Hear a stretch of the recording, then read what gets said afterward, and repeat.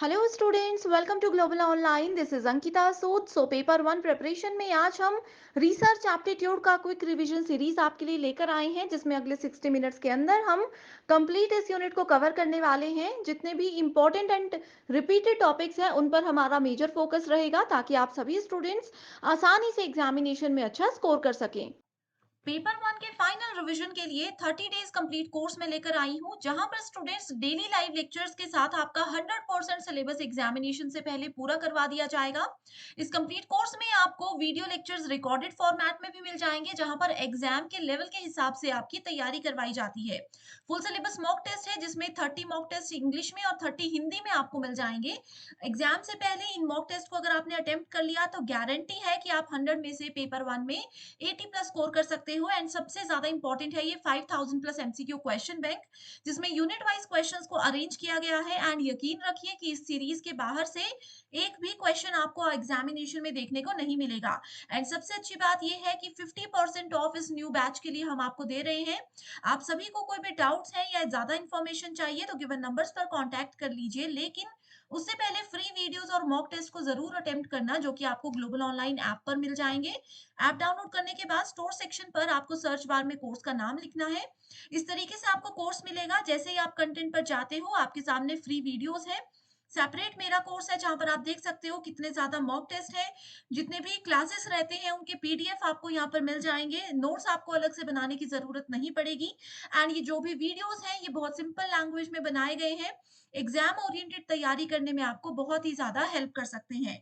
तो स्टूडेंट्स, पूरी इंफॉर्मेशन के लिए आप सभी गिवन नंबर्स पर इजीली कांटेक्ट करके हमसे कांटेक्ट कर सकते हैं। सबसे पहले ये है रिसर्च एप्टीट्यूड का पूरा सिलेबस। अब यहाँ पर आपको बहुत कम टॉपिक्स देखने को मिलेंगे, लेकिन मैं बता देती हूँ कि एग्जामिनेशन में इनके सब टॉपिक्स पर मेजर फोकस रखा जाता है। जैसे कि अगर हम स्टेप्स ऑफ रिसर्च की बात करें, तो यहाँ पर एक स्टेप होता है हमारे पास सैम्पलिंग, एक स्टेप होता है हमारे पास हाइपोथेसिस, जिसमें उसकी टेस्टिंग, उसको एनालाइज करना, ये सब चीजें आती हैं। इन टॉपिक्स में से मेजर क्वेश्चंस एग्जामिनेशन में पूछे जाते हैं। इसके बाद कैरेक्टरिस्टिक्स ऑफ रिसर्च होती है, जिसमें आप लोगों के पास दो कैरेक्टरिस्टिक्स होती है, एक है वैलिडिटी, दूसरी है रिलायबिलिटी। अब ये सिर्फ दो टर्म्स नहीं है, ये अपने आप में ही एक बहुत बड़ा टॉपिक है, जो कि हर बार एग्जामिनेशन में पूछा जाता है। तो इन सभी सब टॉपिक्स को ध्यान में रखते हुए प्रीवियस ईयर क्वेश्चंस को एनालाइज करने के बाद ही इस सेशन में हम हर एक इंपॉर्टेंट टॉपिक को डिस्कस करने वाले हैं। सबसे पहले हम देखेंगे कि रिसर्च होता क्या है। रिसर्च बेसिकली दो चीजों से मिलकर बना है, री एंड सर्च। री का मतलब होता है बार बार किसी काम को करना, एंड सर्च का मतलब होता है ढूंढना। अब अगर आपके पास कोई बड़ी प्रॉब्लम है एंड आप उस प्रॉब्लम से बाहर निकलना चाहते हो, तो बार बार आपको उस पे कुछ प्रैक्टिस करनी होगी, उस पे कुछ सॉल्यूशंस को ट्राई करना होगा। एंड सर्च होता है कि कैसे हम बार बार एक ही काम को करके किसी प्रॉब्लम का सॉल्यूशन ढूंढ सकते हैं। तो ये होता है रिसर्च। एंड एग्जामिनेशन में ये क्वेश्चन आया है कि according to advance learners dictionary, research is a careful investigation. ठीक है, किसी भी विषय पर, किसी भी मुद्दे पर हमारी समझ को हम कैसे बढ़ा सकते हैं, कैसे उसका एक बहुत ही अच्छे तरीके से विश्लेषण कर सकते हैं, इन्वेस्टिगेशन कर सकते हैं, एनालिसिस कर सकते हैं, ये हमें रिसर्च सिखाता है। रिसर्च में भी defined as the systematic method. अब देखो, रिसर्च में ऐसा नहीं है कि आज आपने कुछ काम किया, आपको उसका सॉल्यूशन शाम तक नहीं मिला तो आपने उसको छोड़ दिया, अगले दिन आप किसी और चीज पर आ गए। रिसर्च में ऐसा बिल्कुल भी नहीं होता है। रिसर्च एक सिस्टमैटिक मेथड होता है, एक ऐसा तरीका होता है जिसपे आपको नियमों के साथ काम करना होता है। इस मेथड में हम डिस्कवर करते हैं नए फैक्ट्स को, वेरीफाइंग ओल्ड फैक्ट्स। कोई, अगर मान लीजिए कोई भी मेरे रिसर्च का एबीसी नाम का टॉपिक है, उसमें कोई ओल्ड रिसर्च हो चुकी है, किसी और पर्सन ने उस पे ऑलरेडी रिसर्च कर दी है, तो उनके रिसर्च को वेरीफाई करना, उसी को आगे बढ़ाते हुए नए फैक्ट्स को डिस्कवर करना, फाइंड आउट करना, और उनके बीच में रिलेशनशिप्स को फाइंड आउट करना, उनके एक्सप्लेनेशन को आइडेंटिफाई करना, ये सब चीजें हमें रिसर्च सिखाता है। एंड ये डेफिनेशन बहुत बार एग्जामिनेशन में एज इट इज पूछी गई है। अगला इंपॉर्टेंट टॉपिक है ऑब्जेक्टिव्स ऑफ रिसर्च, कि रिसर्च को किया क्यों जाता है। अब बहुत से कारण हैं रिसर्च करने के। एक तो हो सकता है कि आपके पास कोई एक बहुत बड़ी प्रॉब्लम है या समाज में कोई एक बहुत बड़ी प्रॉब्लम है और आपको लगता है कि आप में वो कैपेबिलिटीज़ हैं कि आप उस प्रॉब्लम का परमानेंट सॉल्यूशन अपने समाज को, अपनी कंट्री को, अपने आस-पास के लोगों को दे सको, तो आप रिसर्च कर सकते हो। सो रिसर्च डिस्कवर करता है किसी भी नए फैक्ट को। जो चीज़ किसी भी पर्सन को पता नहीं होती, उस चीज़ को सर्च करना। एंड ऐसा नहीं है कि वो इनवैलिड हो, वो चीज़ वैलिड भी होनी चाहिए, वो एक्सेप्टेबल भी होनी चाहिए, तभी उस रिसर्च को सक्सेसफुल माना जाता है। ओके, इन्वेस्टिगेट सम एग्जिस्टिंग सिचुएशन और प्रॉब्लम। ऑलरेडी कोई प्रॉब्लम है, उसको पहले अच्छे से समझना होता है, फिर चेक करना होता है रिसर्च में कि क्या इस प्रॉब्लम का सॉल्यूशन ऑलरेडी है। कई बार क्या रहता है कि हमें लगता है कि ये बहुत बड़ी प्रॉब्लम है, लेकिन बहुत से रिसर्चर्स ऑलरेडी उस पे काम कर रहे होते हैं, या बहुत से रिसर्चर्स ऑलरेडी उस पे काम कर चुके होते हैं, उसका सॉल्यूशन ढूँढ चुके होते हैं। तो रिसर्च के प्रॉब्लम का सॉल्यूशन ढूँढने के लिए सबसे पहले एज़ अ रिसर्चर आपको ये पता होना चाहिए कि प्रॉब्लम क्या है और क्या-क्या इसके फिज़िबल सॉल्यूशन ऑलरेडी मार्केट में है और क्या नहीं है, ताकि आप उस पे इन्वेस्टिगेशन शुरू कर सको। To verify and test important facts, जो भी फैक्ट्स आपके सामने है उसको चेक कीजिए, वेरीफाई कीजिए, तभी उसको फाइनलाइज किया जा सकता है। टू एनालाइज एन इवेंट और प्रोसेस और phenomena, to identify the cause and effect relationship, to develop new scientific tools, concept theories to solve, understand scientific and non-scientific problems. So experiments यहाँ पर कहा है कि सिर्फ साइंटिफिक मेथड्स में research नहीं की जाती, साइंटिफिक या नॉन साइंटिफिक कोई भी प्रॉब्लम हो, रिसर्च होती ही है। अब इतने सारे स्टूडेंट्स हैं, देखो लगभग 6 से 7 लाख बच्चा हर बार नेट सेट एग्जामिनेशन देते हैं। उनमें से बहुत से बच्चों का ड्रीम होता है कि वो पीएचडी करे, तो पीएचडी में करना क्या होता है? रिसर्च ही तो करना होता है। ओके, सो रिसर्च इसीलिए इतना इंपॉर्टेंट है इन एग्जामिनेशन में। तो रिसर्च बेसिकली आपको हेल्प करता है किसी भी प्रॉब्लम का सॉल्यूशन ढूँढने में, लेकिन आपको ये भी सिखाता है कि कैसे रूल्स और रेगुलेशंस को ध्यान में रखते हुए, कुछ नियमों को, कुछ स्टेप्स को ध्यान में रखते हुए ही आप रिसर्च को सक्सेसफुली कंडक्ट कर सकते हो। इसी के साथ रिसर्च की कैरेक्टरिस्टिक्स हैं जो कि 100% एग्ज़ाम में आते ही हैं। बहुत से कैरेक्टरिस्टिक्स हैं, लेकिन मेजर फोकस हमारा रहेगा रिलायबिलिटी यानी कि विश्वसनीयता, और वैलिडिटी यानी कि वैधता पर। Okay, so reliability and validity को भी फर्दर डिवाइड किया गया है, बहुत से हिस्सों में बाँटा गया है, वो भी हम डिटेल में देखेंगे।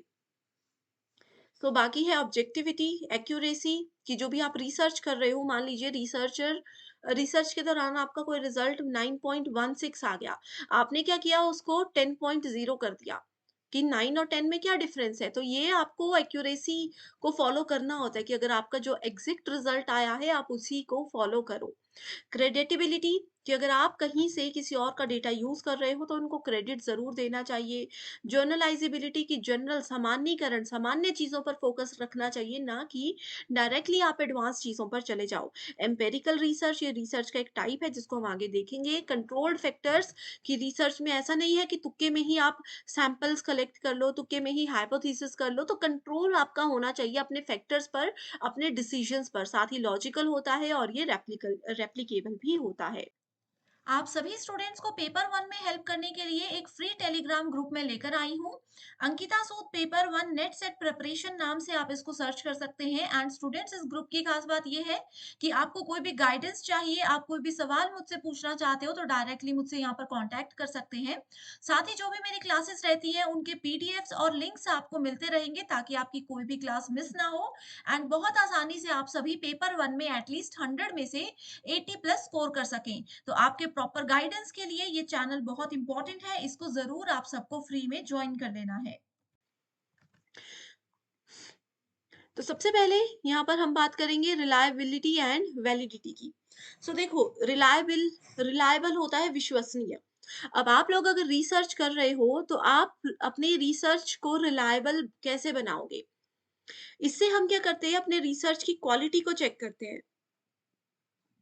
आपका रिसर्च हमेशा रिलायबल होना चाहिए। जैसे मैंने डेटा की बात की थी कि अगर आपका रिजल्ट 9.16 आ रहा है एंड आप उसको 10.0 कर देते हो, तो डिफरेंस दोनों में है। आपका रिसर्च यहाँ पर रिलायबल नहीं है, जो कि एक गलत रिसर्च का तरीका माना जाता है। Okay, they indicate how well a method, technique or test measures something. Reliability is about the consistency of measure and validity is about the accuracy of measure. ठीक है, देखो रिलायबिलिटी हमें बताता है कि हमने एक ही काम को कितने कंसिस्टेंसी से किया और कैसे हम कंसिस्टेंसी से करते करते उसके फाइनल रिजल्ट तक पहुंच गए, जो कि एक वैलिड प्रूव्ड रिजल्ट था। और वैलिडिटी हमें ये बताता है कि हमने जो काम किया है, हमारा जो रिजल्ट आया है, उसकी एक्यूरेसी कितनी है और कैसी है, क्या ये वैलिड है या नहीं है। तो एग्जाम में ये स्टेटमेंट्स एज इट इज आई है कि consistency is related to measure and validity is related to accuracy of the measure. ठीक है, सो एग्जामिनेशन के लिए मैच द फॉलोइंग का ये श्योर क्वेश्चन है।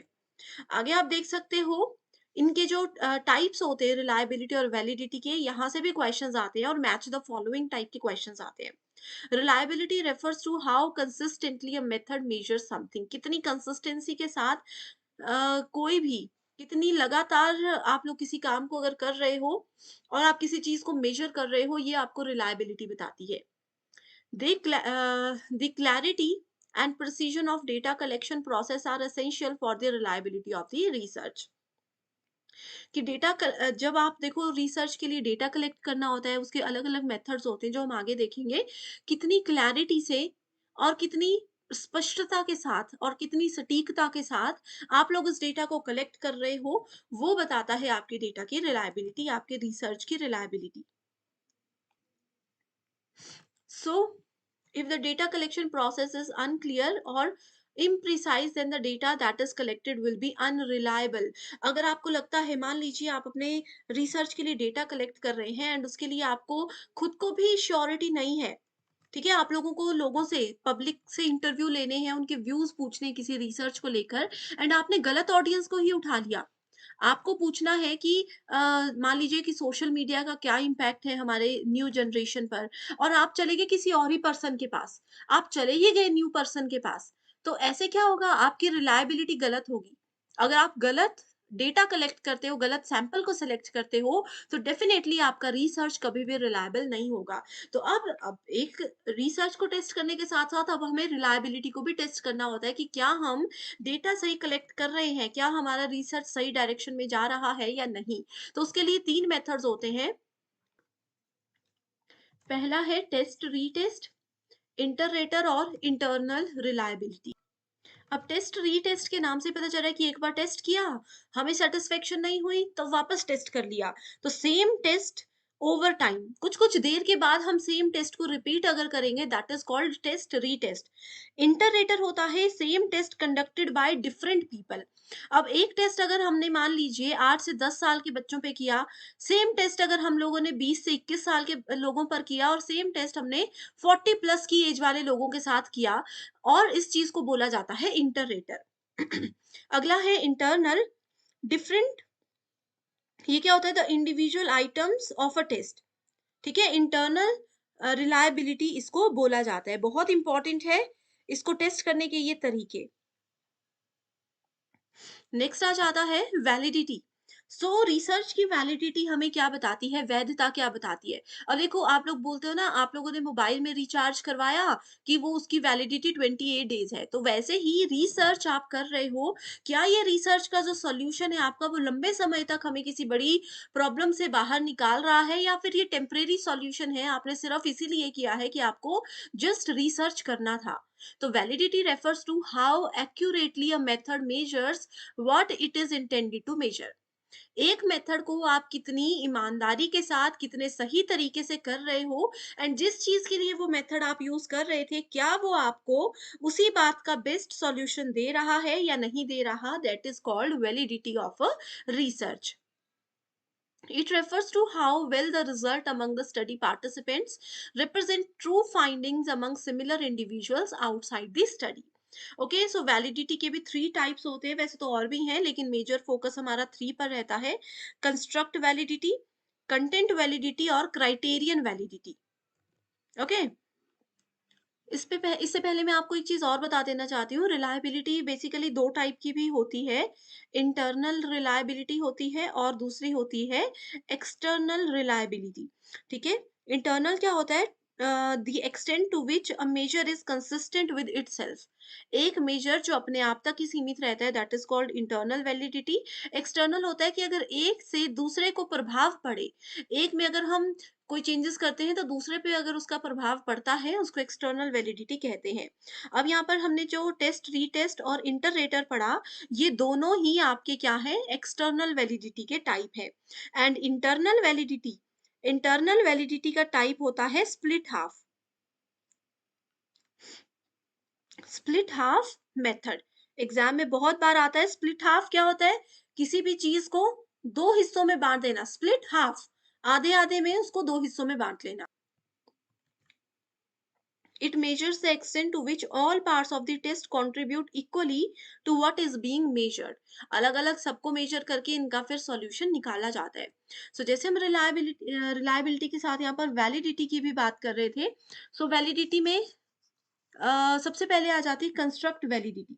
ठीक है, कंस्ट्रक्ट के साथ साथ यहाँ पर भी आपके पास दो तरीके रहते हैं, इंटरनल वैलिडिटी और एक्सटर्नल वैलिडिटी। ये दोनों चीजें तो होती ही होती हैं। ओके, इंटरनल क्या कहती है? बेटर कैजुअल रिलेशनशिप जब अपने दो या दो से ज्यादा वेरिएबल्स के बीच में होता है, वो इंटरनल वैलिडिटी कहलाता है। And external validity refers to the extent to which the research occurs. Research outcomes can be generalised and apply to other cases. एक रिसर्च को हमने जर्नलाइज कर दिया और फिर हमने क्या किया, उसको किसी दूसरी जगह पर किसी दूसरे एक्सटेंट में उसको हम लोग यूज करने लग गए, that is called external validity. ठीक है, ये बेसिक सी चीजें हैं जो कि एग्जामिनेशन में पूछी जाती हैं। इसके अलावा अगर आपको अभी भी कंफ्यूजन है तो मैं क्लियर कर देती हूँ, रिलायबिलिटी और वैलिडिटी। देखो, वैलिडिटी एक्यूरेसी बताती है किसी भी इंस्ट्रूमेंट की रिसर्च के दौरान जो हमने यूज किया है। इसमें बहुत से टाइप्स होते हैं, जैसे कि कंस्ट्रक्ट है, कंटेंट है, क्राइटेरियन है। ओके, ये सब क्या करते हैं? कुछ चीजें ऐसी होती हैं जो कि वैलिड होती हैं बट रिलायबल नहीं होती। कुछ चीजें ऐसी होती है जो रिलायबल होती है लेकिन वैलिड नहीं होती। लेकिन एक अच्छा रिसर्च उसी को माना जाता है जो कि वैलिड भी हो और रिलायबल भी हो, राइट? इसी के साथ आगे देखते हैं। फिर आ गया हमारे पास steps of research. Okay, sorry, यहाँ पर कंस्ट्रक्ट वैलिडिटी क्या होती है? The indicator measures the construct in a manner that convergent with other manners in terms of direction। अब देखो, किसी का लेवल है एजुकेशन का और इनकम है उनकी, ठीक है, इनकम लेवल का जो कवरेज है, the indicator also allow discrimination of opposing constructs, that is called construction validity. Content validity एक इंडिकेटर होता है जो कि किसी एक पर्टिकुलर पॉइंट का पार्ट नहीं होता कभी भी। ऑलरेडी इन सभी पे डिटेल्ड वीडियो है, स्टूडेंट्स अगर अभी तक वो डिटेल्ड वीडियो नहीं देखी है जहाँ पर हर एक चीज को बहुत आराम से पढ़ाया गया है, तो बस कमेंट करके मुझे बता दीजिए, मैं लिंक आपके साथ शेयर कर दूंगी। अगला फिर हमारे पास टॉपिक आता है स्टेप्स इन रिसर्च। देखो, रिसर्च के यहाँ पर 9 स्टेप्स हैं। आप लोग कोई और बुक पढ़ रहे होंगे, वहां पर ना जाने कितने स्टेप्स होंगे, लेकिन बेसिकली जो रिसर्च के स्टेप्स होते हैं ना, वो मेजर कुछ पॉइंट्स होते हैं। सबसे पहले तो उसमें हमें रिसर्च के प्रॉब्लम को आइडेंटिफाई करना होता है। ये मोस्ट इंपॉर्टेंट टॉपिक है, एज इट इज पूछा जाता है बहुत बार। ठीक है, ठीक है, यहाँ पर देखो, अरेंज करना है हमें स्टेप्स ऑफ रिसर्च को। तो सबसे पहला स्टेप तो यही होता है, आइडेंटिफिकेशन ऑफ रिसर्च प्रॉब्लम। उसके बाद उसके बाद आ जाता है लिटरेचर रिव्यू। कई कई रिसर्च में लिटरेचर रिव्यू को स्टेप 1 यानी कि रिसर्च प्रॉब्लम के आइडेंटिफिकेशन के अंदर ही कंसिडर किया जाता है, तो यहाँ पर ये नहीं दिया गया है। अगला है formulation of hypothesis, preparation of research design, data collection, analysis, journalisation, interpretation, report writing and conclusion. Okay, तो सबसे पहले देखो हम क्या करते हैं, आइडेंटिफाई करते हैं रिसर्च प्रॉब्लम को। प्रॉब्लम मिल गई, अब उसको सॉल्यूशन भी ढूंढना है। तो ऑब्जेक्टिव क्या क्या है, ये रिसर्च हम क्यों कर रहे हैं, क्या हमारे उद्देश्य हैं, उसको आइडेंटिफाई करना जरूरी होता है। उसके बाद फिर आ जाता है हमारे पास कि हम रिसर्च का कौन सा मेथड यूज कर रहे हैं। मेथड यूज करने के बाद, सिलेक्ट करने के बाद हम डेटा को कलेक्ट करते हैं। उसके बाद हम डेटा को एनालाइज करते हैं, देन हम रिजल्ट एंड डिस्कशन लास्ट में आता है। सो करेक्ट आंसर क्या हो गया? 1, 2, 4, 3, 5 and 6। Correct answer is option number B. इसी के साथ टाइप्स ऑफ रिसर्च में देखते हैं। देखो इतने सारे टाइप्स हैं, बहुत ईज़ी है। मैं कुछ ऐसे ट्रिक्स और कुछ कीवर्ड्स आपको अभी बताने वाली हूँ, जिससे ये सारे टाइप्स आप लोगों के क्लियर हो जाएँगे। ओके, तो देखो सबसे पहले है फंडामेंटल रिसर्च। फंडामेंटल रिसर्च को आप बेसिक रिसर्च भी बोल सकते हो। कई बार ऐसा होता है ना, आपके दिमाग में कोई प्रश्न आ जाता है, कोई भी सवाल आ गया बेसिक सा कि अच्छा आपने मान लिया कि श्रीलंका की राजधानी क्या है? वो कैसी दिखती है? वो सिटी कहाँ-कहाँ पर है? वहाँ पे देखने लायक चीज़ें क्या-क्या है? हालाँकि आपको कभी श्रीलंका जाना ही नहीं है, आपको शौक ही नहीं है वहाँ जाने का। फिर भी आपने रिसर्च किया, गूगल पे सर्च किया, तो ये बेसिक रिसर्च है कि आपने अपने इंटरेस्ट के लिए, बस अपना नॉलेज थोड़ा-सा बढ़ाने के लिए ये सब चीज़ें सर्च कर ली, लेकिन आप रियल लाइफ़ में उसको कहीं पर भी यूज़ नहीं करने वाले हो। दैट इज़ कॉल्ड फंडामेंटल और basic research. Okay? Applied research होती है इमीडिएटली, जहाँ पर हमें चीज़ों को अप्लाई करना होता है। अप्लाइड और एक्शन रिसर्च इमीडिएट एप्लीकेशन वाली होती हैं। अब जैसे मान लीजिए स्कूल मैनेजमेंट है या फिर हॉस्पिटल मैनेजमेंट है। स्कूल में अगर किसी बच्चे के साथ कुछ इमरजेंसी हो जाती है, कुछ प्रॉब्लम हो जाती है, तो वहाँ पर आप लोग ये तो नहीं करोगे ना कि रिसर्च करने लगोगे, क्यों हुआ, कैसे हुआ, ये तो नहीं करोगे। ना ही स्कूल की मीटिंग बुलाओगे, ना ही किसी से परमिशन लेने लगोगे। किसी बच्चे को कुछ तबीयत खराब है, कुछ एक्सीडेंटल केस है, तो आप इमीडिएटली वहाँ पर एक्शन लोगे। तो जहाँ पर इमीडिएट अटेंशन की ज़रूरत होती है, वहाँ पर बेसिकली अप्लाइड और एक्शन रिसर्च का यूज़ किया जाता है। डिस्क्रिप्टिव रिसर्च क्या होता है? किसी प्रॉब्लम को ये अच्छे से डिस्क्राइब ज़रूर करता है कि क्या प्रॉब्लम है, क्यों ये प्रॉब्लम हुई, कैसे इससे बाहर निकला जा सकता है। ये डिस्क्रिप्शन ज़रूर देगा, लेकिन उससे बाहर निकलने में हेल्प नहीं करेगा इसके अलावा कुछ भी। अब जैसे आप मेरे पास आते हो कि अरे मैं प्रॉब्लम में फँस गई हूँ, मेरी हेल्प कर दो। तो मैं आपको बता दूँगी कि अच्छा ये जो है प्रॉब्लम, ये इसका बेस्ट सॉल्यूशन हो सकता है, इसको ट्राई ज़रूर करना। तो मैंने आपको डिस्क्रिप्शन दे दी, बस बता दिया। मैं आपके साथ उस जगह पर जाकर नहीं गई कि कैसे उससे बाहर निकलना है, चलो साथ में चलते हैं। That is called descriptive research. इस तरीके के सारे रिसर्च हैं, आगे वन बाय वन हम डिटेल में डिस्कस करेंगे। अब देखो इन सभी रिसर्च के टाइप्स को भी ना फर्दर बाँटा गया है अलग-अलग हिस्सों में। ऑब्जेक्टिव के हिसाब से 3 टाइप्स के रिसर्च होते हैं: descriptive research, correlational research, explanatory research और एक्सपेरिमेंटल रिसर्च। सो डिस्क्रिप्टिव रिसर्च जो होती है ये सेल्फ एक्सप्लेनेटरी होती है। एक्सप्लेनेटरी होती है, मैंने अभी बताया आप लोगों को डिटेल में। ठीक है, डिस्क्रिप्टिव रिसर्च एक क्वांटिटेटिव रिसर्च का टाइप होता है। ये होता है क्वांटिटेटिव रिसर्च का टाइप। आप लोगों को पता होना चाहिए कि क्वालिटेटिव और क्वांटिटेटिव रिसर्च क्या होता है। क्वालिटेटिव रिसर्च हमेशा क्वालिटी पर फोकस करता है कि मान लीजिए ये कहता है कि आप चाहे 2 ही सैंपल्स लेकर आओ, लेकिन बेस्ट क्वालिटी के होने चाहिए। कम ही लोगों से इंटरैक्ट करो, लेकिन वो रिसर्च का सॉल्यूशन देने वाले होने चाहिए। जैसे होता है ना कि आपको ऐसा, कई लोग ऐसे होते हैं जिनके सिर्फ 1 या 2 ही फ्रेंड्स होंगे, लेकिन वो बहुत अच्छे होंगे, हर जगह उनके साथ आएँगे। लेकिन कुछ क्वांटिटेटिव टाइप के होते हैं, जैसे हमने मान लीजिए 100 लोगों से सैंपल ले लिया, लेकिन एक भी सैंपल से हमें सैटिस्फैक्शन नहीं हुई। आपके 100 दोस्त हैं, लेकिन मुसीबत के टाइम एक भी काम नहीं आया, तो वो क्वांटिटेटिव होता है। तो वैसे ही डिस्क्रिप्टिव रिसर्च जो होता है वो क्वांटिटेटिव रिसर्च होता है। अब कोई मेरे पास कोई प्रॉब्लम लेकर आ रहा है, उसका सॉल्यूशन देने के लिए मैं 100 उसको एक्सप्लेनेशन दे दूं, 100 तरीके बता दूं, लेकिन क्या मुझे पता है कि प्रैक्टिकली वो चीज़ें पॉसिबल है? क्या मैं उनके साथ उस सिचुएशन में गई हूँ? नहीं गई हूँ। तो डिस्क्रिप्टिव रिसर्च इसीलिए क्वांटिटेटिव रिसर्च का ही मेथड माना जाता है। ठीक है? जो भी चीज़ होती है, जो भी स्टोरी आपके सामने होती है, फिनोमिना होता है, उसको ऑब्ज़र्व किया जाता है पहले यहाँ पर, फिर उसका कंक्लूज़न ड्रॉ करके उससे बाहर निकलने की कोशिश की जाती है। ओके, इसके अंदर जैसे मैंने आपको बताया था कि सर्वे मेथड भी आता है। यहाँ पर लिखा हुआ है सर्वे स्टडीज़ इसके अंदर आती है। So descriptive study itself is equated with survey research. It is better to consider survey as one category of research under descriptive research. Okay, so survey method में क्या होता है, हम सर्वे करते हैं एग्जिस्टिंग सिचुएशन, करंट सिचुएशन हमारे सामने क्या है, उसको पहले अच्छे से समझेंगे।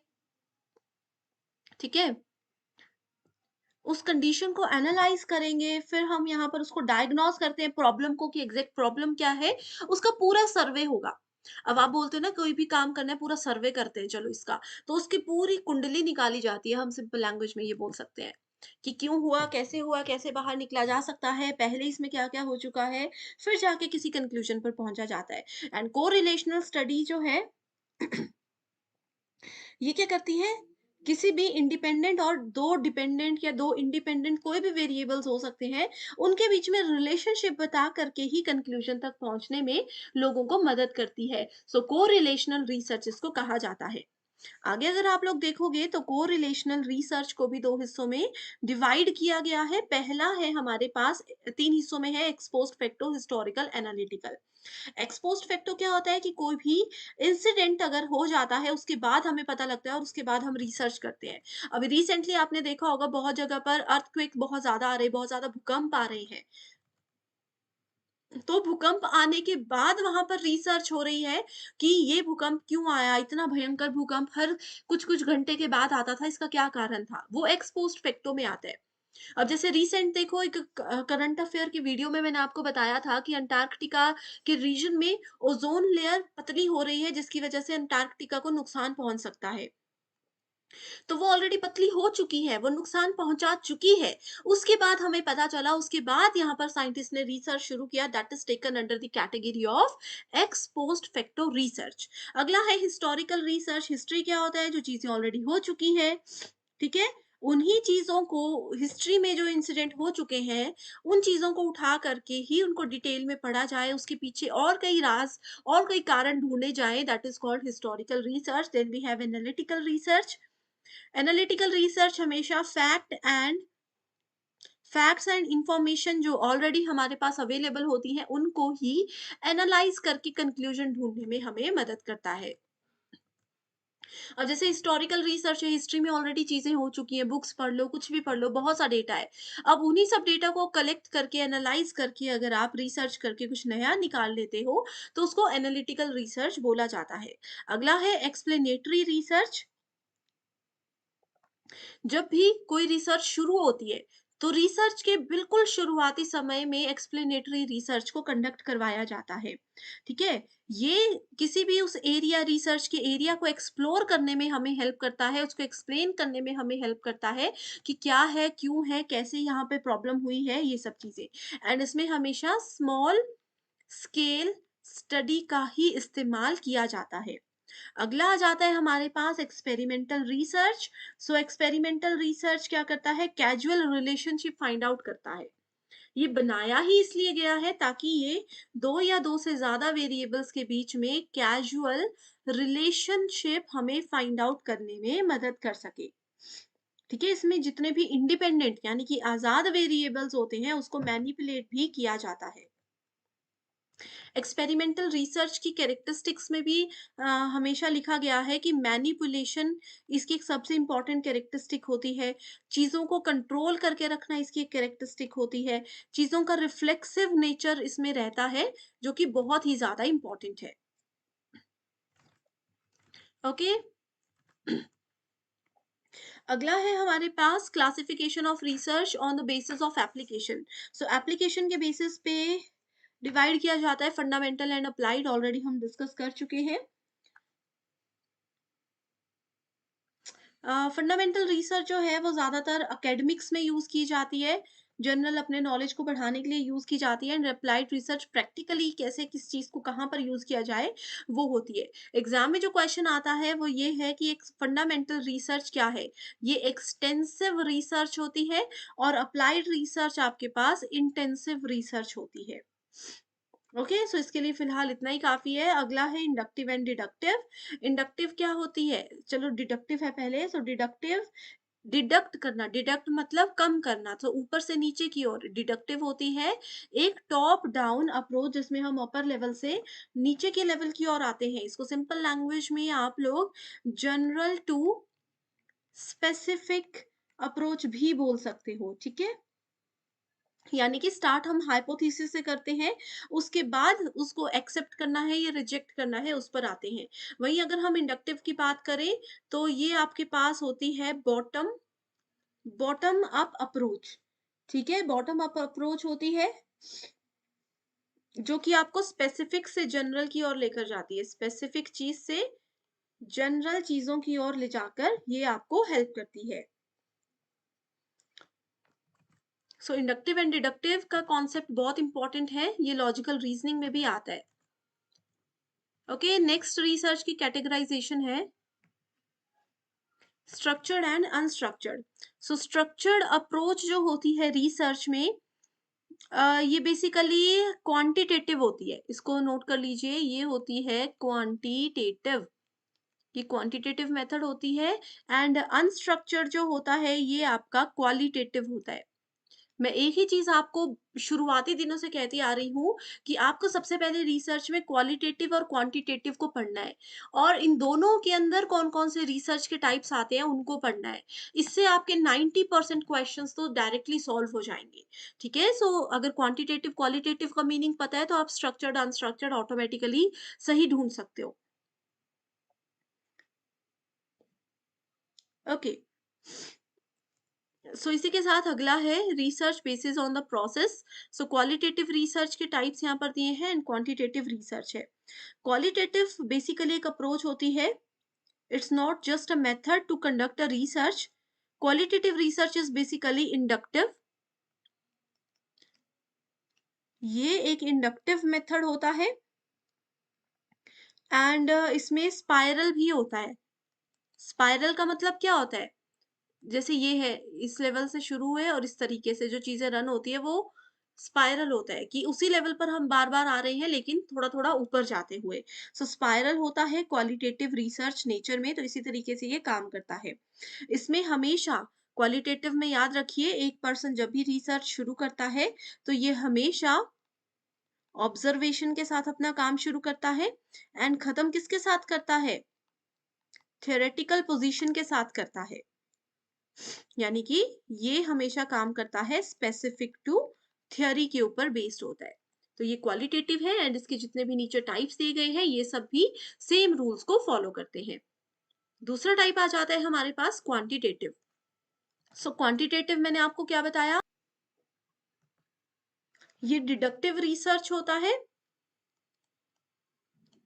क्वांटिटेटिव हमेशा डिडक्टिव रिसर्च होता है जो ऊपर से नीचे की ओर काम करता है, यानी कि ये सबसे पहले हाइपोथेसिस टेस्टिंग से शुरू होगा, उसके बाद एक्सेप्ट करेगा या रिजेक्ट करेगा उस हाइपोथेसिस को। लेकिन क्वालिटेटिव में क्या होता है, वो पहले ही किसी हाइपोथेसिस को एक्सेप्ट या रिजेक्ट कर देगा, फिर जिसको एक्सेप्ट किया होगा फिर उसी को सिर्फ और सिर्फ टेस्ट करेगा। सो टाइप्स ऑफ रिसर्च के बेसिस पर ही देखो, ये प्रीवियस ईयर क्वेश्चन है जिसमें एक तरफ टाइप्स दिए हैं, दूसरी तरफ उनके डिस्क्रिप्शन दी है। वीडियो को पॉज कीजिए, अच्छे से इस क्वेश्चन को पढ़िए। अगर आप मेरे रेगुलर स्टूडेंट्स हो तो ऑलरेडी आपको इसका आंसर जरूर आता होगा, ये मैं आपको श्योरिटी देती हूँ। एक और क्वेश्चन है, देख सकते हो, हिंदी मीडियम स्टूडेंट्स के लिए भी है और इंग्लिश के लिए भी है। इसमें भी मैच द फॉलोइंग है। ये दोनों ही प्रीवियस ईयर क्वेश्चंस है और ऐसे क्वेश्चंस हैं जो ना जाने कितनी बार एज इट इज पूछे गए हैं। तो जरूर इनका आंसर्स ये है आपका क्वेश्चन नंबर 2, 1 ऑलरेडी डिस्कस कर चुके हैं, question number 2 and question number 3। इनके आंसर्स मुझे शेयर जरूर कीजिएगा, ठीक है? ओके, सो ऑलरेडी ये देख सकते हो करेक्ट है या नहीं, मैच कर। सो इसी के साथ बढ़ते हैं अगले टॉपिक की ओर, जो कि है सैम्पलिंग। अब देखो, सबसे पहले हम समझते हैं कि सैम्पलिंग होता क्या है, क्यों इसको रिसर्च में इतनी अहमियत दी जाती है। अब सिलेबस देखोगे तो सैम्पलिंग नाम का टॉपिक कहीं भी नहीं मिलेगा, लेकिन स्टेप्स ऑफ रिसर्च में हमारे पास तीसरे नंबर का स्टेप होता है सैम्पलिंग को सिलेक्ट करना। ठीक है, सो सैम्पलिंग एक स्टेप होता है, तीसरा नहीं, सॉरी, फोर्थ स्टेप होता है रिसर्च में। फोर्थ स्टेप होता है सैम्पलिंग सिलेक्शन। अब मान लीजिए आप लोग एक रिसर्च कर रहे हो, आप लोगों को, लेकिन अब किस रिसर्च के लिए आपको सैंपल कलेक्ट करने, कुछ लोगों को उठाना है। मेरा अगर रिसर्च का प्रॉब्लम है सोशल वर्क से रिलेटेड, तो अब मैं क्या करूंगी, मैं पब्लिक में, ऐसा तो नहीं है बस मार्केट चली गई, वहां पे जो भी लोग दिखे उनको उठा लिया और उनसे इंटरव्यू लेना शुरू कर दिया, ऐसा तो नहीं होता। अब इसके लिए आपको किसी पर्टिकुलर जगह पर जाना है। मान लीजिए आप किसी कॉलेज में चले गए, वहां पर 1000 बच्चे हैं, 10,000 बच्चे हैं। अब 10,000 लोगों से इंटरव्यू लेना, उनसे बेसिक क्वेश्चंस पूछना इजी काम तो नहीं है, इसलिए हम फिर सेलेक्ट करते हैं सैंपल को। अब इन 10,000 लोगों में से आपने कैसे सिर्फ 100 या 50 लोगों को सेलेक्ट करना है, वो आपको सैंपल बताता है। तो ये टोटल पॉपुलेशन 10,000 थी, उसमें से हमने 150 लोगों को सेलेक्ट किया, दैट इज कॉल्ड सैंपल। अब इन लोगों को कैसे सेलेक्ट किया जाएगा, उसके लिए बहुत सारे मेथड्स होते हैं हमारे पास। जिसमें पहला मेथड होता है प्रोबेबिलिटी सैंपलिंग, दूसरा होता है नॉन प्रोबेबिलिटी सैंपलिंग। सो इनको भी फर्दर आगे 4-4 हिस्सों में बाँटा गया है, जिसमें से as it is questions exam में आते हैं। डायरेक्ट क्वेश्चन पूछा जाएगा कि सिंपल रैंडम सैंपलिंग जो है, वो आपका प्रोबेबिलिटी का टाइप है या नॉन प्रोबेबिलिटी का टाइप है। कोटा सैंपलिंग प्रोबेबिलिटी का टाइप है या नॉन प्रोबेबिलिटी का टाइप है। एज़ इट इज़ क्वेश्चन आएँगे, कुछ भी डिटेल में नहीं पूछा जाएगा। ठीक है? सो देखो, प्रोबेबिलिटी के अंदर आता है पहला सिंपल रैंडम, दूसरा क्लस्टर, तीसरा सिस्टेमैटिक और चौथा stratified random sampling. Simple random में क्या होता है, अब 1000 लोगों में से पहले मैंने क्या किया, पहले मैंने 1000 लोगों के बीच चली गई, वहां से मैंने रैंडम ली। रैंडम क्या होता है, बिना सोचे समझे बस ऐसे ही, मान लो किसी की मुझे पर्सनैलिटी अच्छी लगी, कोई मुझे देखने में बहुत इंटेलिजेंट लगा, किसी का मुझे बात करने का तरीका अच्छा लगा, रैंडमली मैंने किसी से भी इंटरव्यू ले लिया, ये होता है सिंपल रैंडम। ठीक है? तो यहाँ पर देखो, इतने लोग हैं, इनमें से किसी को भी बिना रूल के, बिना कुछ सोचे समझे उठा लिया, that is called simple random. Systematic sampling क्या होता है? ये भी आपका प्रोबेबिलिटी का ही टाइप है, जिसमें कि आपके सामने अगर स्टूडेंट्स हैं, आपने एक सिस्टम के साथ उनको सेलेक्ट किया। जैसे यहाँ पर देखो, एक स्टूडेंट को सेलेक्ट किया, फिर 2 को छोड़ दिया, फिर तीसरे को किया, फिर 2 को छोड़ दिया, फिर तीसरे को किया, फिर 2 को छोड़ दिया, तीसरे को किया। इस तरीके से हमने उठाया रैंडमली ही, बिना लॉजिक के लोगों को उठाया, बिना उनके बैकग्राउंड, बिना उनका इंटरेस्ट जाने, लोगों से इंटरव्यू ले लिया। बस लॉजिक इतना सा था कि हमने 2-3 लोगों को छोड़कर, 2-3 लोगों को छोड़कर यहाँ से चीज़ें लोगों को पिक करना शुरू कर दिया। स्ट्रेटिफाइड सैंपलिंग बेसिकली यूज़ करता है स्ट्राटा को। स्ट्राटा का मतलब होता है स्मॉल ग्रुप्स। अब जैसे कि अगर हमने 1000 लोगों का टोटल पॉपुलेशन लिया था, 1000 लोगों में से मैंने क्या किया, छोटे-छोटे ग्रुप्स बना दिए। मान लीजिए एक ग्रुप में मैंने बॉयज़ को अलग कर दिया और दूसरे ग्रुप में मैंने गर्ल्स को अलग कर दिया। ठीक है? बॉयज़ गर्ल्स अलग-अलग हो गए। अब ये क्या कर दिए, मैंने 2 स्ट्राटा बना दिए। अब रैंडमली यहाँ से सिलेक्ट किया जाएगा। ये देखो, स्ट्राटा बना दिए। पहली रो में 3 लड़कियाँ खड़ी थी, मैंने बोला 3 में से 1 आ जाओ। दूसरी रो में 3 लड़कियाँ थी, मैंने बोला सेकंड आ जाओ। तीसरी रो में भी अगर 3 लड़कियाँ होंगी, तो यहाँ से मैं इस वाली को उठा लूँगी। तो इस तरीके से हमने स्ट्रेटिफाइड सैंपलिंग में स्ट्राटास करते हैं, छोटे-छोटे अलग-अलग ग्रुप्स में बनाते हैं, फिर वहाँ से उठाते हैं। क्लस्टर सैंपलिंग भी स्ट्रेटिफाइड सैंपलिंग की तरह ही होता है, जिसमें हम ग्रुप्स बनाते हैं। यहाँ पर कोई मेल, फीमेल या हाइट, जेंडर, ये चीज़ों का ध्यान नहीं रखा जाता, बस रैंडमली यहाँ पर हमने कुछ ग्रुप्स बना दिए, कि ऐसे स्टूडेंट्स को बोल दिया कि चलो अपने-अपने फ्रेंड सर्कल के छोटे-छोटे ग्रुप्स बना लो। तो स्कूल कॉलेज में क्या होता है, 4-5 लोगों का ग्रुप होगा, कुछ 10-12 लोगों का ग्रुप होगा, तो वो उस ग्रुप में बन गए और हर एक ग्रुप से मैंने एक-एक बच्चे को पिक कर लिया सैंपलिंग के लिए, वो क्लस्टर सैंपलिंग होता है। तो ये इमेजेस को याद रख लो, बहुत ईज़ी हो जाएगा क्वेश्चंस को सॉल्व करना, क्योंकि टफ क्वेश्चंस इस टॉपिक में से बिल्कुल भी नहीं आते। एंड प्रीवियस ईयर क्वेश्चंस पढ़ लो, ऑलरेडी मैं सीरीज़ लेकर आई हूँ, नहीं देखी है तो कमेंट करके बता दीजिए कि सैंपलिंग के प्रीवियस ईयर क्वेश्चंस बता दो, ताकि मैं शेयर कर सकूँ आपके साथ लिंक। अब ये 4 टाइप्स जो है, ये है आपके पास नॉन प्रोबेबिलिटी सैंपलिंग के टाइप्स। कन्वीनियंस सैंपलिंग क्या होता है?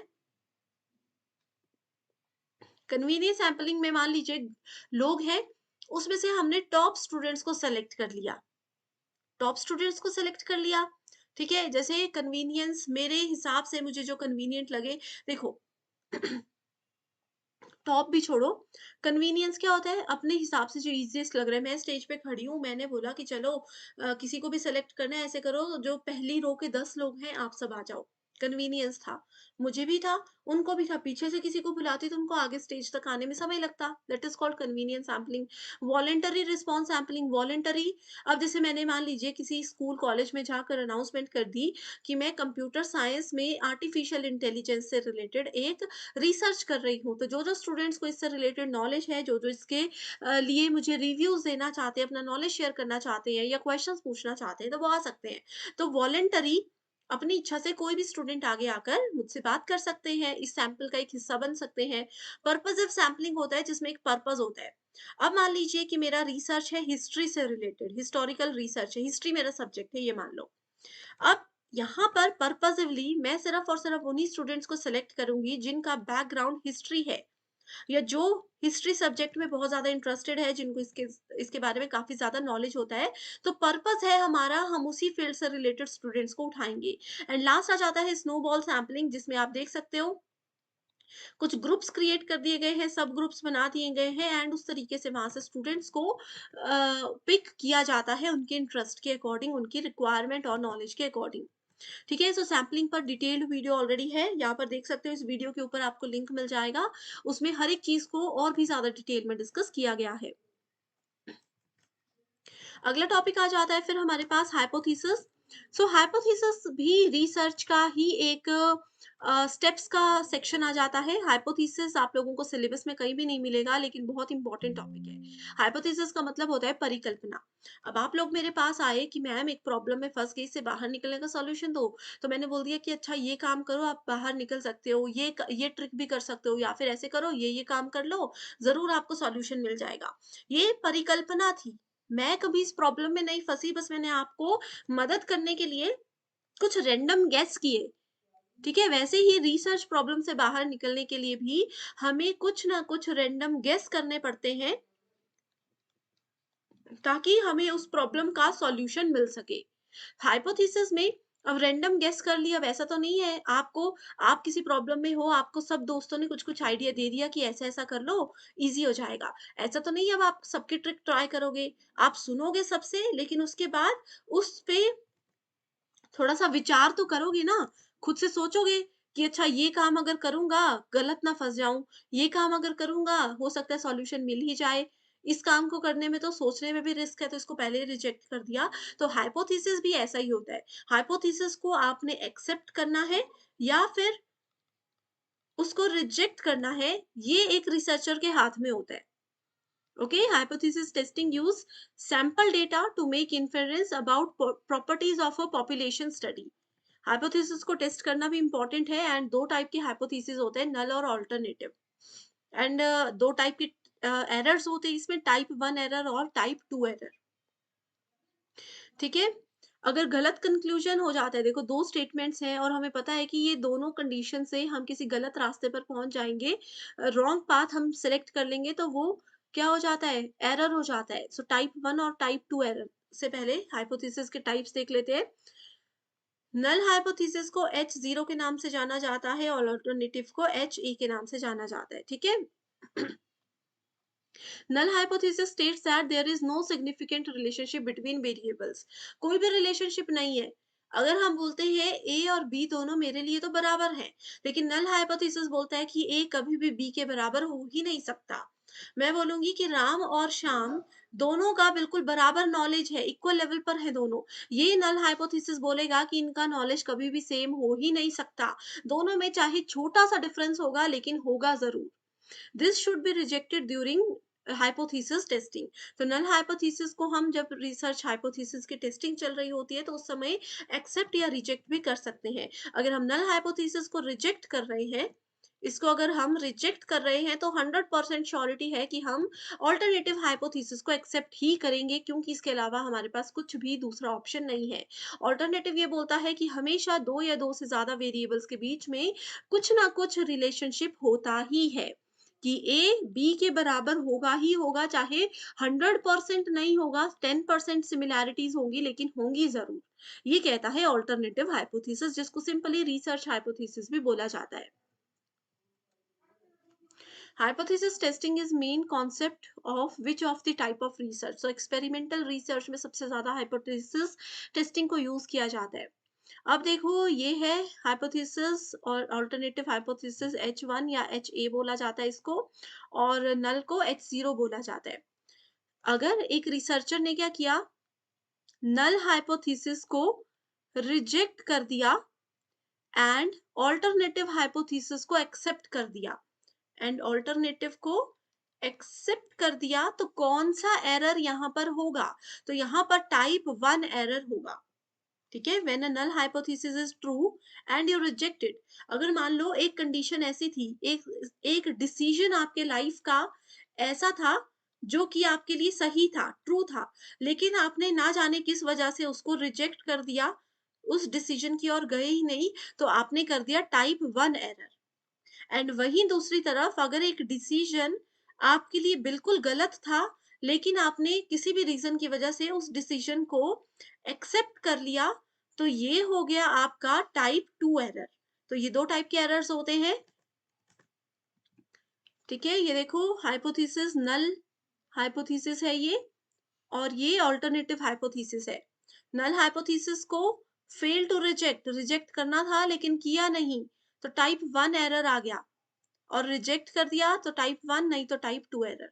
ठीक है, तो ये चीजें हैं यहाँ पर जो मैंने आपको बताया, इसको अच्छे से पढ़िए, कंफ्यूज नहीं होना है, एक आधा बार प्रैक्टिस कीजिए नल हाइपोथेसिस और अल्टरनेटिव हाइपोथेसिस के ऊपर, इजीली क्वेश्चंस को सॉल्व कर पाओगे। ये देखिए, null is true, null hypothesis सही था, हमें एक्सेप्ट कर लेना चाहिए था, लेकिन हमने क्या कर दिया, उसको गलती से रिजेक्ट कर दिया, तो टाइप 1 एरर हो गया, जिसको फॉल्स पॉजिटिव कहते हैं। वैसे ही नल हाइपोथेसिस गलत था, लेकिन हमने क्या कर दिया, उसको एक्सेप्ट कर लिया, करेक्ट डिसीजन था, इफेक्टिव एग्जिस्टेंस थी। ठीक है, तो यहाँ पर चीजों को देख सकते हो, अच्छे से पढ़ लीजिए। हाइपोथेसिस में डिस्क्रिप्टिव, नल, एक्सप्लेनेटरी और ऑल्टरनेटिव हाइपोथेसिस के 4 टाइप्स होते हैं, जिसके आंसर्स भी यहाँ पर मैंने आपको दिए हैं, इसको जरूर अच्छे से पढ़ लीजिएगा। अब बात आती है वेरिएबल्स की। सो स्टूडेंट्स देखो, वेरिएबल इतना ज्यादा इंपॉर्टेंट टॉपिक है कि एग्जाम में यहाँ से क्वेश्चंस आते ही आते हैं।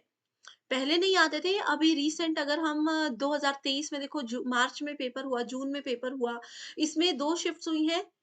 ठीक है, 2 साइकल्स हुए हैं, सॉरी, सभी शिफ्ट्स में लगभग इससे क्वेश्चंस आए थे। तो वेरिएबल कुछ भी हो सकता है। आप किसी पर्सन को भी यहाँ पर वेरिएबल मान सकते हो, किसी कार को वेरिएबल मान सकते हो, किसी बुक को वेरिएबल मान सकते हो रिसर्च के दौरान। एंड वेरिएबल 2 टाइप के होते हैं, qualitative and quantitative categorical and quantitative variable. Quantitative variables vary in degree or amount, such as annual income, and categorical variable vary in type of kind of gender. ठीक है, categorical यानी कि category, male female अगर हमने कर लिया। Quantitative हो सकता है, जैसे यहाँ पर आपने कहा है एनुअल इनकम, किसी पर्सन की एनुअल इनकम मान लो 10 रुपए है, किसी की 5 रुपए है, तो ये हमने क्या किया, क्वांटिटी चेक की। तो ये वेरिएबल्स होते हैं। ठीक है, इंडिपेंडेंट डिपेंडेंट के साथ साथ इंटरवेनिंग वेरिएबल्स और एक्सट्रेनियस वेरिएबल्स भी हमारे पास आते ही हैं। अब वेरिएबल्स को मेजर करने के लिए भी कुछ स्केल्स को इस्तेमाल किया जाता है, जिसमें नॉमिनल, ऑर्डिनल और रैंकिंग स्केल, इंटरवल स्केल और रेशियो स्केल होता है। तो एक ग्राफ के थ्रू मैं बताती हूँ कि कैसे इन स्केल्स को मेजर किया जाता है। सो देखो, वेरिएबल्स में ना सबसे पहले तो आपके पास मैंने बताया क्वालिटेटिव होता है। सो क्वालिटेटिव के अंदर आ जाता है नॉमिनल। ठीक है, नॉमिनल आ जाता है, जैसे कि किसी का मैरिटल स्टेटस है, किसी का जेंडर है, किसी का सेक्स है, ये सब आ जाता है नॉमिनल के अंदर। उसके बाद आ जाता है ऑर्डिनल। ऑर्डिनल जैसे कि मान लीजिए, इसको आप ऐसे रैंकिंग स्केल भी कर सकते हो, कोई बच्चा किस रैंक पर आ रहा है, किस लेवल पर आ रहा है। या फिर एक एग्जांपल ले लें कि कोई पर्सन कैंसर पेशेंट है, कोई स्टेज 1 पे है, कोई स्टेज 2 पे है, कोई सिर्फ हल्के से लेवल पर है कि वो पेन किलर्स है, इनसे भी टिक सकते हैं। तो ऐसे ऐसे लेवल का जो एनालिसिस होता है, वो हमें ऑर्डिनल स्केल बताता है। उसके बाद फिर दूसरा आ जाता है क्वांटिटेटिव। नॉमिनल ऑर्डिनल हमने देख लिया, क्वांटिटेटिव में आ जाता है आपके पास इंटरवल। जैसे कि आप डिग्रीज का इंटरवल कर रहे हो कि मेरा जो रिजल्ट है वो हमेशा 68% से लेकर के 98% के बीच में आता है, या यहाँ का टेम्परेचर जो है वो 40 डिग्री से लेकर के 50 डिग्री के बीच में आता है। तो ये एक इंटरवल स्केल हमें रिप्रेजेंट करता है। इसके साथ ही आ जाता है रेशो स्केल। रेशो स्केल क्या करता है, किसी भी जैसे कि पल्स का रेट है, तो वो रेशो स्केल के अंदर आ जाता है। तो ये 2 टाइप्स आते हैं क्वालिटेटिव में, ये 2 टाइप्स आते हैं क्वांटिटेटिव में। इसके अलावा हमारे पास आ जाता है डिपेंडेंट एंड इंडिपेंडेंट। ठीक है, डिपेंडेंट क्या होता है, गैस्ट्रिक सेक्टर्स में आ जाता है, और इंडिपेंडेंट जो किसी पर भी निर्भर नहीं करता, अपने एंड पर ये एक तरीके से अगर काम करता होगा। ठीक है, सो इस तरीके की कुछ चीजें हैं, जैसे जो मैंने एग्जांपल्स बताए ना कि नॉमिनल का बेस्ट एग्जांपल है किसी का सेक्स चेक करना, किसी का जेंडर चेक करना, मेल फीमेल, ये सब चीजें हैं, तो ये नॉमिनल में आती है। ऑर्डिनल में इवैल्यूएटिव कॉनोटेशन का टर्म यूज किया जाता है, इवैल्यूएटिव कोनोटेशन। ये क्वेश्चन एग्जाम में आ चुका है बहुत बार। अगला है टॉपिक रिसर्च एथिक्स। रिसर्च की नैतिकताएँ, अब देखो किसी भी काम को करने के लिए कुछ रूल्स, कुछ रेगुलेशंस, कुछ नैतिकताएँ होती हैं, जो कि फ़ॉलो करना बहुत ज़्यादा इम्पोर्टेंट होता है। वैसे ही रिसर्च में कुछ नैतिकताएँ हैं, जैसे कि रिसर्च के दौरान आपको बेईमानी नहीं करनी है, जो रिज़ल्ट आए हैं वही एज़ इट इज़ रिप्रेज़ेंट करने हैं, किसी और का डेटा चोरी करके इस्तेमाल नहीं करना है, किसी और के परमिशन के बिना उनकी रिसर्च रिपोर्ट को हाथ नहीं लगाना है। इस तरीके की कुछ चीज़ें होती हैं जो कि रिसर्च एथिक्स के अंदर आती हैं, एज़ अ रिसर्चर आपको वो फ़ॉलो करना ज़रूरी है। ओके, किसी की इंटेलेक्चुअल प्रॉपर्टी है, रिस्पॉन्सिबल ट्रीटमेंट होना चाहिए। अगर आप अपनी रिसर्च के लिए किसी भी ह्यूमन, किसी भी एनिमल, खास तौर पे मेडिकल साइंस की बात की गई है, एनिमल ह्यूमन का इस्तेमाल कर रहे हो, तो आपको ऐसा ध्यान रखना है कि उनको बिल्कुल भी नुकसान ना हो। आप जनरली भी अगर किसी पर्सन से अपने रिसर्च के लिए इंटरव्यू ले रहे हो, आपको उनसे थोड़ा-सा पर्सनल क्वेश्चन भी पूछा जाए, तो इतना ज़्यादा आपको उनको अनकंफर्टेबल नहीं करना कि वो आंसर ना दे पाएँ, तो ये सब चीज़ें रिसर्च एथिक्स के अंदर आती हैं। रिसर्च एथिक्स में सबसे पहली चीज़ ये आती है कि उस पर्सन से जिनसे आप इंटरव्यू लेना चाहते हो या पूछना चाहते हो कुछ, तो उनसे ये सबसे पहले पूछा जाए कि हम आपसे कुछ पर्सनल इन्फॉर्मेशन लेना चाहते हैं, हम आपसे कुछ डिटेल्स चाहते हैं, तो क्या आप इंटरेस्टेड हो? हम आपके 15 मिनट लेंगे, हम आपके 10 मिनट लेंगे। तो ये रिसर्च एथिक्स का मोस्ट इंपॉर्टेंट पॉइंट होता है। Which of the following ethical problems in research, ethical problems क्या है? प्लेजरिज्म, प्लेजरिज्म का मतलब होता है डुप्लीकेसी, किसी और के डेटा को एज इट इज यूज कर लेना। उसके बाद है बल प्रयोग, जबरदस्ती किसी से काम करवाना, गोपनीयता भंग करना, उपकारिता किसी ऐसा तो नहीं है देखो, साहित्यिक चोरी बहुत गलत काम है, जबरदस्ती किसी से काम करवाना भी गलत है। गोपनीयता, अब आपकी रिसर्च के दौरान आपको बहुत सी चीजें हो सकता है जो अपनी फैमिली फ्रेंड्स के साथ सीक्रेट रखनी पड़े, आप अगर उसको भंग कर देते हो या यहाँ की बात वहां कर देते हो, किसी और के रिसर्च डेटा का यहाँ वहां बातें पहुंचाते हो, तो भंग करना। ठीक है? उसके बाद उपकारिता, किसी पे उपकार करके क्या आप रिसर्च कर रहे हो, निष्ठा, पूरी निष्ठा से आपको काम करना है। सो यहाँ पर एथिकल प्रॉब्लम्स की बात की गई है, सो ABCD यहाँ पर करेक्ट आंसर होगा, ABCD। ओके?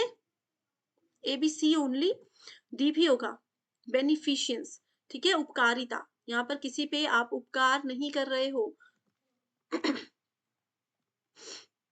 ठीक है? सो जो चीज़ें हमने अभी पढ़ी उन्हीं को एक्सप्लेन किया गया है, देख सकते हो, प्लेजरिज्म है, कोएशन है, ब्रीच ऑफ कॉन्फिडेंशियलिटी है, बेनिफिशियंस है एंड फिडेलिटी है। सो स्टूडेंट्स, अभी भी कोई कंफ्यूजन है तो वीडियो को पॉज करके अच्छे से इसको पढ़ लीजिएगा, बहुत इंपॉर्टेंट टर्म्स हैं ये। अगला क्वेश्चन है, research ethics and its observance are not necessary for the interest of credibility and quality of a research. So क्या बिल्कुल गलत है, ठीक है? और रीजन इसका बताया है, policy making bodies have to have to be accountable for pursuing research with an eye on promoting excellence. बिल्कुल सही है, अच्छे से पढ़ लीजिए, ये क्वेश्चंस ऑलरेडी हम डिस्कस कर चुके हैं, डायरेक्टली आंसर्स हैं, ताकि पता लगे कि कैसे क्वेश्चंस एग्जाम में आते हैं। अब देखो रिसर्च में ना हमें कुछ चीज़ें यूज़ की जाती है, जैसे कि हमें थीसिस लिखनी होती है, हमें सिटेशन का यूज़ किया जाता है। सो सिटेशन क्या होता है? It is a way you tell your readers that certain material in your work came from another resource. अब मान लीजिए आप लोगों किसी एबीसी नाम के टॉपिक पर रिसर्च कर रहे हो एंड आपने किसी बुक से रेफरेंस लिया है, किसी बुक से, किसी के बड़े रिसर्चर की बुक से हेल्प ली है, तो आप उसको सिटेशन में ज़रूर मेंशन करोगे कि हमने जो पढ़ा है, जो यहाँ पर आप इस बुक में पढ़ने वाले हो, इसके लिए हेल्प इस नाम की बुक से ली है, जो इस नाम के रीडर की है। It also gives you readers information necessary to find the location details of the source on the reference or work cited page. ठीक है? अब जैसे मान लीजिए मैंने लिख दिया कि हाँ, ये जो भी इन्फॉर्मेशन है, जैसे आपको इस पूरे लेक्चर में जो भी यहाँ पे डेफिनेशंस लिखी हैं, ये हमारे ही जो हमारी ही अपनी ऑफिशियल वेबसाइट है, वहाँ से हमने लिखी है, वहाँ से ही मैंने कॉपी पेस्ट की है। तो अगर मैं सिटेशन लिखूँ तो मैं उसका लिंक आपको दे दूँगी वेबसाइट का, क्योंकि यहाँ पर मैंने कुछ पॉइंट्स लिखे हैं, बाकी मैं खुद एक्सप्लेन कर रही हूँ सिंपल लैंग्वेज में। लेकिन वेबसाइट में चीज़ों को डिटेल में लिखा होगा, सो सिटेशन में भी ऐसे ही चीज़ों को रिप्रेज़ेंट किया जाता है। MLA, what is the full form of MLA as a referencing style? So देखो, जब भी रिसर्च थीसिस लिखी जाती है तो उसमें लिखने के कुछ स्टाइल होते हैं, वैसे तो आपकी यूनिवर्सिटी वो आपको बताती है, लेकिन जनरली कुछ स्टाइल्स होते हैं, जैसे एपीए होता है, एमएलए स्टाइल होता है, ठीक है। हार्वर्ड प्रणाली होती है, यहाँ पर आप देख सकते हो हार्वर्ड सिस्टम है, MHRA शिकागो बहुत फेमस है, IEEE स्टाइल बहुत फेमस है। तो वैसे ही MLA भी होता है। MLA की फुल फॉर्म पूछी गई है, तो इसकी फुल फॉर्म क्या है ये आपने मुझे कमेंट करके बताना है, मैं आपको नहीं बताऊंगी। एग्जाम में आया है क्वेश्चन, MLA की फुल फॉर्म, APA की फुल फॉर्म बहुत बार आती है। थीसिस क्या होती है? थीसिस बेसिकली एक डिक्लेरेटिव सेंटेंस होता है that asserts the position of a paper will be taking. This statement should be both specific and arguable. Generally, the thesis statement will be placed at the end of the page, end of the first paragraph of your paper. So thesis भी बहुत ज़्यादा important होती है, and इसके बिना कोई भी research paper finalize नहीं किया जाता कभी भी। Okay, so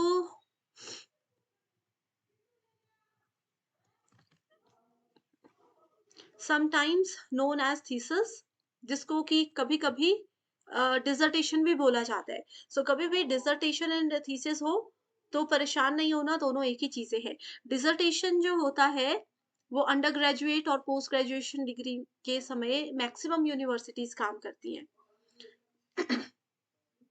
and thesis use की जाती है टर्म PhD डिग्री के दौरान। चीजें वो सेम ही है। बिब्लियोग्राफी लिस्ट ऑफ बुक्स होती हैं एंड अदर रिसोर्सेज होते हैं जिनको आपने यूज किया। अब कोई इतना स्कॉलर तो नहीं होगा कि रिसर्च के लिए उसको किसी भी रिसोर्स की जरूरत ही ना पड़े। आप भी तो अपनी रिसर्च के लिए कोई ना कोई बुक पढ़ोगे, किसी जगह पे जाओगे, किसी की हेल्प लोगे। तो आपने अपनी रिसर्च के दौरान कौन कौन सी बुक्स पढ़ी, कहाँ कहाँ से रेफरेंस लिए, कौन कौन सी बुक्स ने आपको एक्चुअल में बहुत ज्यादा हेल्प की, वो सब चीजें बिब्लियोग्राफी के अंदर लिखी जाती हैं, ताकि अगर आपका रिसर्च पेपर भी आगे चलकर कोई पर्सन और पढ़ता है तो उन लोगों को और भी ज़्यादा हेल्प हो जाएगी ये जानने में कि बेस्ट रिसोर्स कहाँ से मिलेगा, बेस्ट रिसोर्स कैसे मिलेगा। ओके? इसमें बिब्लियोग्राफी में देखो ऑथर का नाम, उनका टाइटल, वर्क, पब्लिकेशन, कहाँ से आपने चीज़ें पढ़ी थी, हर एक पॉइंट को डिटेल में लिखना बहुत ही ज़्यादा ज़रूरी होता है। बहुत बार एग्जाम में क्वेश्चन आया है कि बिब्लियोग्राफी क्या है? सो बिब्लियोग्राफी में लिस्ट ऑफ बुक्स होती है जहाँ से आपने रेफरेंस लिया था, वो बुक्स जिन्होंने आपको मदद की थी आपके रिसर्च को सक्सेसफुल करने में। Stages application of ICT in research is relevant, तो देख सकते हो answer. Survey of related studies important है, फिर डेटा को एनालाइज किया जाता है, फिर इंडेक्सिंग की जाती है रेफरेंसेस में। डिसएडवांटेजेस ऑफ ऑनलाइन रिसर्च, अब देखो रिसर्च में ना मेथड्स भी बहुत सारे ऑनलाइन टूल्स हैं, जैसे कि शोध गंगा, शोध गंगोत्री, ये जो जितने भी आईसीटी यानी कि information communication technology plus research के जो पार्ट्स होते हैं, इनको हम अलग से सेपरेट सेशन में डिस्कस करेंगे। अगर आपने अभी तक नहीं पढ़ा है कि शोध गंगा, शोध गंगोत्री ये सब चीजें क्या होती हैं, तो बस कमेंट एक बार जरूर कीजिएगा। ऑनलाइन रिसर्च के क्या क्या नुकसान है? एक्सपेंसिव तो नहीं होती, घर बैठे-बैठे आपको चीज़ें मिल जाती हैं। Samples can be small and skewed, sample आप अब देखो ऑनलाइन अगर आप किसी पर्सन से सैंपल ले रहे हो, उनका इंटरव्यू ऑनलाइन ले रहे हो, तो क्या गारंटी है कि वो पर्सन जेन्युइन है या नहीं? क्या गारंटी है कि बाद में आप फिर उन पर्सन से मिल पाओगे और चीज़ों को क्लियर कर पाओगे? तो सैंपल्स का ये पॉइंट बिल्कुल सही है की डिसएडवांटेज होती है। There can be excessive turnover of communication, अब ऑनलाइन है, कई बार इंटरनेट डिस्कनेक्ट हो जाएगा, कई बार कुछ प्रॉब्लम हो जाएगी, तो ये भी एक डिसएडवांटेज है। टेक्नोलॉजिकल इश्यूज में lead to inconsistencies, same point है। And online participants are rigid, ठीक है, तो ये बिल्कुल गलत है। सो BCD आपके पास सही ऑप्शन होगा। ओके, सो इस क्वेश्चन में पूछा सो यहाँ पर है inappropriate application of ICT in research is an example of. So देखिए technical lapse on part of the researcher, inadequate provision of ICT resources, violation of research ethics, absence of technical expertise of ICT resources. So ICT यानी कि computers, internet, latest technology कैसे एक person को research करने में help कर सकती है, कौन कौन सी वो वेबसाइट्स हैं जो कि गवर्नमेंट ऑफ इंडिया के द्वारा बनाई गई हैं रिसर्च को बेहतर बनाने के लिए। बहुत सी ऐसी वेबसाइट्स हैं जहां पर आपको पूरे वर्ल्ड के रिसर्चर के थीसिस, उनके डॉक्यूमेंट्स, उनके रिसर्च की पूरी इंफॉर्मेशन मिल जाएगी। ये कौन कौन सी वेबसाइट्स हैं, कब बनाई गई, क्या इनका मेजर कारण था और कैसे एक रिसर्च रिसर्च को बेहतर बनाने में आईसीटी यानी कि कंप्यूटर और टेक्नोलॉजी मदद भी कर सकता है, लेकिन नुकसान भी कर सकता है। ये सब बहुत इंपॉर्टेंट है, जो कि एक अपने आप में बहुत बड़ा टॉपिक है। इस पे डिटेल्ड वीडियो मैं लेकर आऊँगी एंड आई होप स्टूडेंट्स आपको ये सेशन ज़रूर बहुत पसंद आया है। ये आपके लिए बहुत इंपॉर्टेंट इनिशिएटिव मैं लेकर आई हूँ, जो कि आपको एग्ज़ाम को क्वालीफाई करने में हेल्प करेगा एंड आई होप जितने भी इम्पोर्टेंट टॉपिक्स थे वो कवर हो गए हैं। अगर गलती से कोई इम्पोर्टेंट सेक्शन यहाँ पर मुझसे मिस हो गया है, बस कमेंट करके उस टॉपिक का नाम लिख दीजिए, जल्दी से जल्दी उस पे वीडियो आपके लिए आ जाएगी। So thank you so much and I wish you all the very best.